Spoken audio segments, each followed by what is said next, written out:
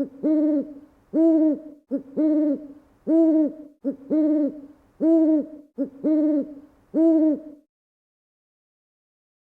suis Aline Garda De Luca de la Roulotte des Contes et je vous souhaite la bienvenue à ce quart d'heure du conte de la bibliothèque de Vevey.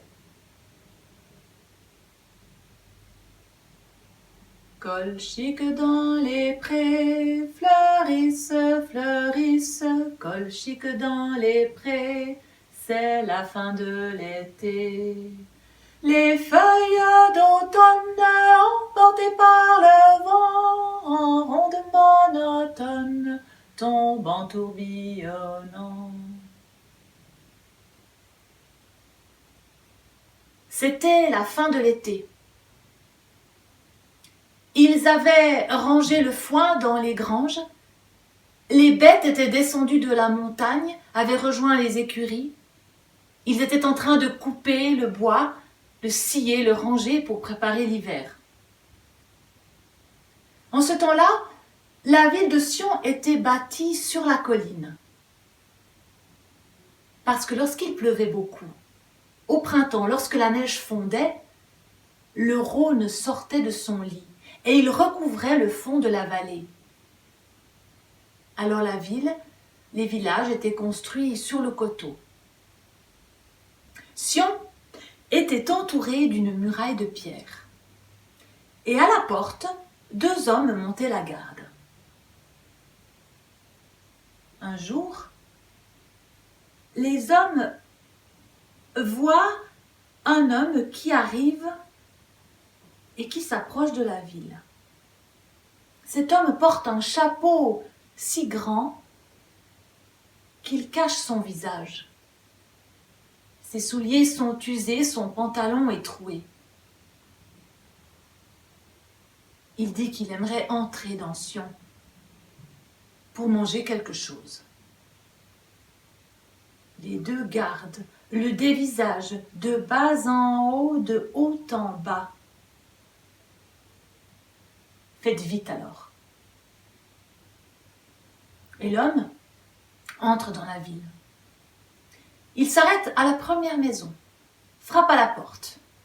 Une femme lui ouvre. « Qu'est-ce que vous voulez ?»« J'ai faim, madame. Est-ce que vous auriez quelque chose pour moi ?»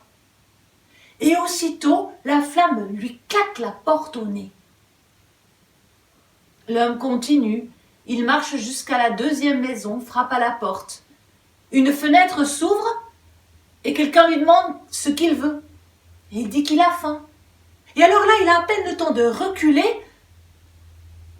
qu'un objet lui tombe juste devant lui et se fracasse en 1000 morceaux. Il continue, il monte le long de la rue, il frappe à chaque porte, la 3e, la 4e, la 5e. Mais partout, on se moque de lui, on lui rit au nez, on l'insulte. Et il traverse ainsi toute la ville et finit par arriver en haut, à la dernière maison. Il frappe à la porte.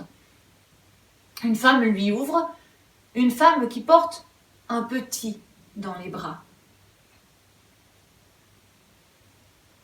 Quand elle entend pourquoi il est là, elle lui dit « Eh bien, monsieur, je suis là avec 7 enfants. Il me reste une miche de pain. Et lorsque nous l'aurons mangé, nous n'aurons plus rien. Venez. » Elle le fait entrer et ils s'assoient tous autour de la table. Les enfants, la femme, avec le petit sur les genoux et l'homme. La femme prend le pain, elle le partage en autant de morceaux qu'il y a de personnes et donne à chacun selon sa faim. Le plus gros morceau pour l'homme. Tout le monde mange en silence et les enfants scrutent le visage de cet homme qu'ils peinent à voir sous son grand chapeau. Quand le repas est terminé, l'homme se lève pour s'en aller. Il dit à la femme « Cette nuit, il se passera de grandes choses. Mais n'ayez pas peur, il ne vous arrivera rien. restez à l'intérieur de la maison et ne sortez que lorsque vous verrez le soleil se lever de l'autre côté de la vallée. Et l'homme s'en va. Les enfants se couchent dans le grand lit. Un la tête d'un côté, les pieds de l'autre, et son frère à l'inverse, la tête de ce côté et les pieds de l'autre côté. Parce qu'ils sont tous dans le grand lit et ils sont à l'étroit. Et la femme s'assied tout au bord du lit avec le petit dans les bras et elle leur chante une chanson. Colchique dans les prés, fleurissent, fleurissent, colchique dans les prés, c'est la fin de l'été. Elle leur caresse le front, la joue, pour qu'ils s'endorment. Les feuilles d'automne emportées par le vent, en ronde monotone, tombent en tourbillonnant. Le vent se lève. Non pas le vent comme ils ont l'habitude, le vent qui descend de la montagne, mais un vent qui vient d'en haut et d'en bas en même temps, et un vent qui tourbillonne. Les murs de la maison se mettent à craquer, de plus en plus fort. Le vent tourne au-dessus de sa maison, mais la femme se souvient des paroles de l'homme, de ne pas avoir peur, de rester dans la maison jusqu'à ce que le soleil se lève de l'autre côté. Alors elle continue de chanter. Châtaigne sous les bois, se fendent, châtaigne sous les bois, se fendent sous mes pas. Les feuilles d'automne emportées par le vent, en ronde monotone, tombent en tourbillonne. La pluie se met à tomber. Une pluie fine, légère et de plus en plus forte. Une pluie qui tombe sur le toit, et en même temps que le vent continue de tourbillonner et de faire craquer les murs de sa maison, voilà que la pluie frappe le toit de sa maison, et il pleut tant que des ruisseaux se mettent à couler dans les rues de la ville. Mais la femme se souvient des paroles de l'homme, ne pas avoir peur. Elle continue de chanter. Nuages dans le ciel, s'étire, nuages dans le ciel, s'étire comme une aile. Là, ce sont des géants qui commencent à courir depuis le sommet de la montagne jusque sur les toits de la ville. Ils sont des dizaines à dévaler la pente et à courir de toute leur force. Ils passent sur les toits, et alors les habitants de la ville tout autour sortent des maisons effrayés. Ils crient, la femme les entend, ils courent partout, et ils sont emportés par l'eau qui dévale les rues, mais la femme se souvient des paroles de l'homme, et elle continue de chanter.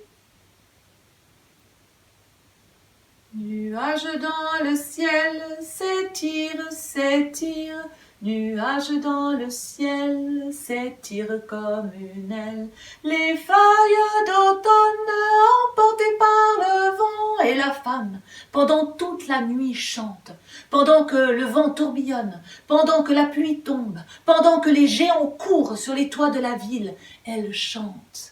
Les feuilles d'automne emportées par le vent, châtaignes sous les bois qui se fendent sous mes pas, colchique dans les prés. Et elle chante jusqu'au petit matin. Jusqu'à ce que, par la fenêtre, elle voit le soleil de l'autre côté qui se lève. Alors, les géants arrêtent de courir, alors la pluie cesse de tomber, alors le vent arrête de souffler. La femme se lève, son petit toujours dans les bras, elle ouvre la porte de la maison.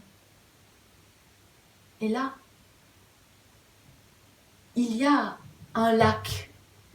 Et le soleil se reflète dans ce lac comme dans un miroir. Mais toutes les maisons de Sion ont disparu.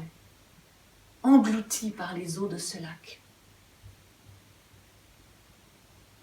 La légende raconte que cette femme est restée là avec ses 7 enfants et que quand les enfants ont grandi, qu'ils sont devenus adultes, ils sont descendus dans la plaine et c'est eux qui ont reconstruit Sion, là où elle est maintenant, au pied des collines de Valère et de Tourbillon. Et on dit aussi que si vous allez au bord du lac de Montorge, un jour de grand vent, regardez bien, il se peut que vous voyiez encore au fond de l'eau des restes de la première ville de Sion. Et ce chant dans mon cœur murmure, murmure, et ce chant dans mon cœur murmure le bonheur.